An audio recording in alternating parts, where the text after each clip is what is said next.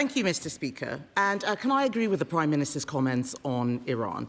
Today, Irfan Soltani faces execution for protesting in Iran, and I'm sure the whole House will be united in condemning this. Our thoughts are with him and his family and the brave protesters fighting for their freedom against an evil regime. Mr. Speaker, I know the Home Secretary will be making a statement today on the West Midlands Police. The first thing that she should be announcing is the sacking of the Chief Constable. And I thank the member for West Suffolk for relentlessly pushing this issue. Mr. Speaker, can I welcome the Prime Minister's latest U-turn? I feel like I say that every week. Mandatory digital ID was a rubbish policy, and we on this side of the House are glad to see the back of it. But yesterday, the Health Secretary said the Prime Minister's New Year's resolution should be, and I quote, to try to get it right first. To try to get it right first time.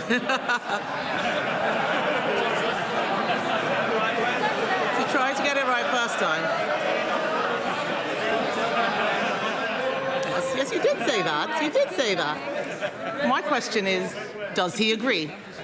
Prime Minister. Mr. Speaker, I'm determined to make it harder for people to work illegally in this country, and that's why there will be checks, they will be digital, and they will be mandatory. And I'll tell her what this government is doing, whether on planning, child poverty, employment rights, investing in our NHS. We're taking the right choices for Britain, and they oppose every single one of them.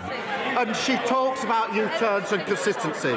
From the party that used to recognise the challenge of climate change, and now they run from it, who promised to cut immigration, but then lost control of it, who once took great pride in our diversity.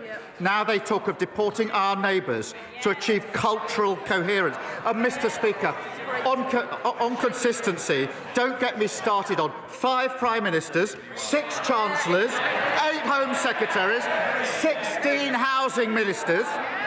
They had more positions in 14 years than the Kama Sutra. No wonder they're knackered and they left the country screwed. Kemi Badenoch. A lot of waffle, Mr. Speaker, but it's still a U-turn. The member for Hull East has said, it's so interesting, Mr. Speaker, Labour MPs must think very carefully before defending policy decisions publicly. He said, and I quote, "This stuff leaves us looking really stupid." I'm sorry to tell him, but Labour MPs have been looking stupid for a long time. But let's look, Mr. Speaker. Mr. Speaker, let's look at some other things the Prime Minister didn't get right first time, starting with the family farms tax. Some farmers were so terrified they sold their farms last year only for the Prime Minister to U-turn 2 days before Christmas. Will he apologise for the misery he's caused countless farmers? Prime Minister. Mr. Speaker, the principle we put in place on inheritance tax is the right one. We listened, we made an asterisk. But what we're doing is turning the country around. Yes, we've changed the country. We've changed the failed approach of the last Tory government. They crashed the economy and sent mortgage rates through the roof. They left millions stuck on NHS waiting lists. They presided over the worst Parliament for living standards on record. Now we're turning that around. We're changing that. Inflation and interest rates are coming down. Waiting lists are coming down. Wages are up more in the first year of a Labour government than 10 years of the Tory government. But I understand, Mr. Speaker, that she's taking advice on change.